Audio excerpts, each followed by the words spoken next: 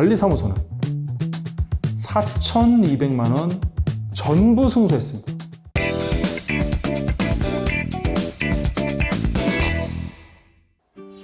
니키피디아 이영건 변호사입니다. 저희 법률사무소 니케에서 진행했던 누수 사건 중에 좀 여러분들한테 판단에 도움이 되는 사건이 있어서 소개해드리고자 합니다. 사건에 대해서 특히 어떤 사건이었고 판결금이 어떻게 정리가 됐었는지 보시면 재밌을 것 같아요. 자, 상가입니다. 상가. 저희 의뢰인은 지하 1층에서 펍을 운영하시고 있는 분이고 1층은 커피숍, 카페였습니다. 카페에서 물이 새는 거예요. 맨 처음에는 그 카페 보면 개수대 있죠. 개수대 밑에는 방수를 거의 안 하죠. 거기 방수하시는 분들은 아마 없을 거예요. 그래서 개수대에서 물 쓰다가 물이 막혀서 지하로 물이 샜었습니다. 많이 있는 사례입니다. 그리고 두 번째는 동파가 터졌어요. 자, 앞에는 뭐 이렇게 고장난 게 그렇게 크진 않아요. 영업하는데 이제 물이 떨어지니까 그 손님들이 술 드시다가 이제 밖으로 다 나가서 영업을 며칠 못하게 됐다. 이 손해고, 두 번째 동파 손해는 물이 펑펑 터지는 거죠. 그래서 피해가 컸습니다. 그래서 천장으로부터 물이 쏟아져 내려서 바닥에 이제 물이 떨어지는데 바닥이 에폭시였어요. 그리고 가구들도 많이 젖었고 책상도 젖었고 그래서 피해가 굉장히 컸습니다. 에폭시는 물을 먹으면 또 들떠요. 그렇게 들뜨는 에폭시 바닥 때문에 저희 의뢰인이 굉장히 낙심하셨습니다. 그래서 이제 저희한테 소송을 맡겼는데, 자, 그러면 피고는 누가 되냐? 윗집 카페의 임차인이 개수대를 쓰다가 물이 떨어졌죠. 관리상의 과실이 있기 때문에 임차인 피고입니다. 또 동파 누수일 때는 대수선 사항일 가능성이 커요. 어떤 배관이 터졌다는 거니까. 그렇죠? 임대인 책임입니다. 임차인 과실이 없을 때 임대인 책임이에요. 그래서 임대인. 또 여기 동파된 부분이 어디였냐? 저희 소송하면서는 많이 보는 건데 FCU라고 있어요. 상가 건물 보면 따뜻한 물 돌려가지고 좀 난방하는 이렇게 우락부락하게 생긴 거 있죠. 다들 아실 거예요. FCU가 터진 겁니다.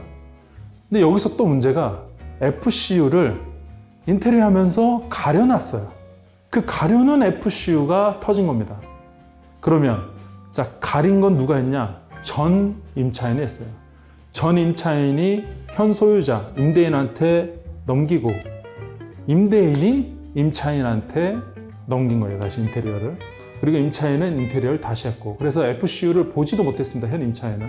자, 그러면 FCU 동파는 누구 책임이다? 현 소유자 책임입니다. 물론 현 소유자는 FCU를 이렇게 덮었던 전 임차인한테 구상할 수는 있겠죠. 근데 현 소유자 책임이에요. 근데 이 FCU에 들어오는 물 있잖아요.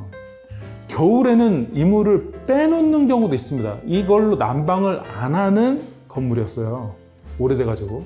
그럼 물을 빼놨어야 되는데 물을 놔둔 겁니다. 그래서 얼면서 동파가 된 거예요.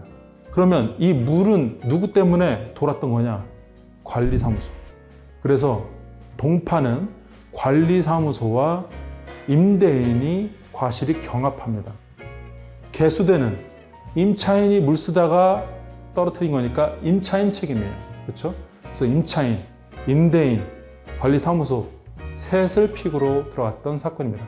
이 사건에서 손해배상액에 대해서 살펴보도록 하겠습니다. 자, 맨 처음에 개수대에서 물이 새서 영업손실이 발생했죠. 개수대에서 물이 새서 발생한 손해가 영업손실이 한 600만 원 정도 됐습니다. 600만 원 중에 임차인이 모든 손해를 다 부담하는 건 아니라고 재판장이 판결을 했어요. 왜? 자, 물이 떨어졌다고 그 영업손실이라는 게 정확하게 600만 원이 맞냐? 이걸 다투는 게 사실 어렵습니다. 이게 대중이 없고 왔다 갔다 하는 거라서 산정하는데 조금 100% 확실한 손해다 이렇게 주장하기는 어려워요. 그리고 이 사건에서는 특이하게 재판장님이 저희가 주장하는 영업손실에 대해서 그대로 인정을 해주셨지, 원래는 감정인한테 감정평가사한테 영업손실에 대한 감정을 별도로 해야 됩니다. 근데 이 사건에서는 그냥 저희가 주장하는 분에 대해서 판단을 해주셨어요. 그래서 600만 원에 우리가 주장하는 영업손실이 100% 다 맞다고 보긴 어렵고, 영업하면서 다른 손해가 다 있을 수도 있는데 그런 책정하기 어려운 부분을 감안해서 책임 제한으로 70%만 임차인이 부담해라 라고 나왔습니다. 600만 원 중에 70%. 자, 그 다음에 동파 손해가 더 크다고 말씀드렸죠. FCO 손해. 동파가 났습니다. 그래서 바닥이 다 젖고 가구도 젖고 냉장고도 젖고 그랬어요. 그래서 인테리어 손실이 굉장히 많았지만 그 보수하는데 감정평가를 해보니까 1000만 원 정도 나왔습니다. 그리고 바닥에 에폭시 바닥이 있었죠. 그 부분도 손해가 있죠. 근데 재판장은 제외했어요. 그냥 일부 보수로 했습니다. 저희는 에폭시는 바닥이 전체 한 덩어리라서 좀 한 부분 고쳐도 나중에 들뜬다. 그래서 전체를 다 고쳐달라고 계속 주장을 했지만 감정인과 재판장은 일부 보수만으로도 가능하다고 봤습니다. 그래서 일부 보수하는 금액 그리고 다른 인테리어 보수 금액으로 해서 1000만 원이 나왔습니다. 그럼 이 1000만 원을 임대인이 다 배상해야 되느냐? 1000만 원을 다 배상하는 건 아니라고 봤어요. 왜? 한참 사용하던 물건입니다. 그 물건이 감가나 이런 게 정확하게 계산되지 않는 상태에서 고치면 새 물건이 되는 손해배상액인 거예요.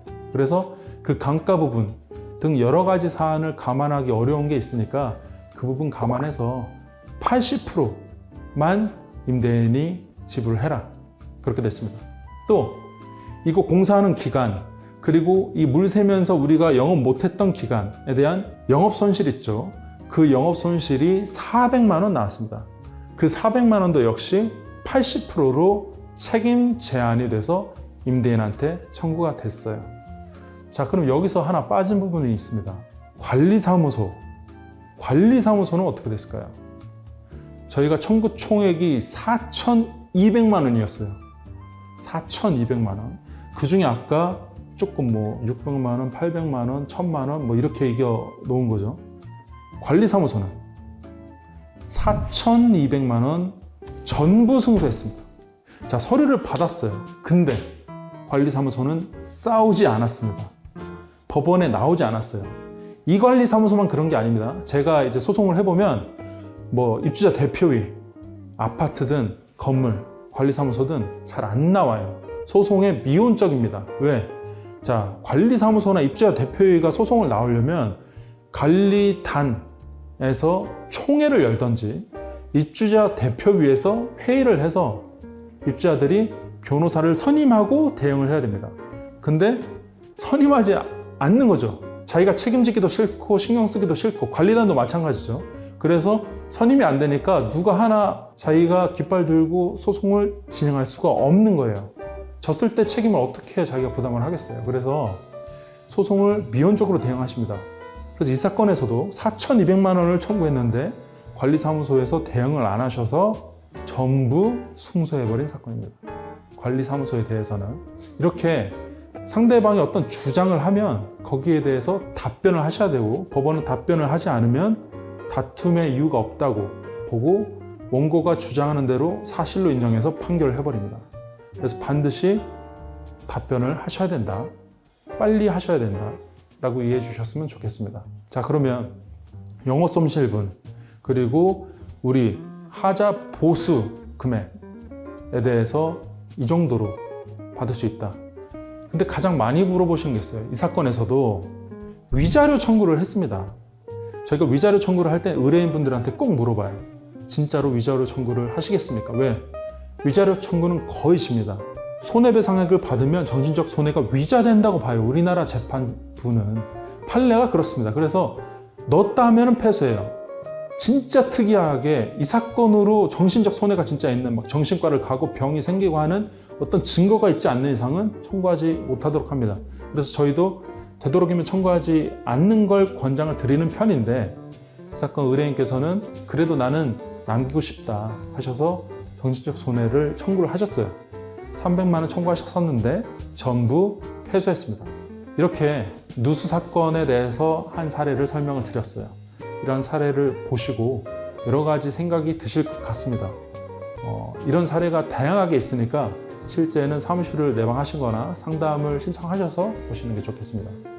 이상 억울한 사람 없도록 법률사무소 니케 이영건 변호사였습니다.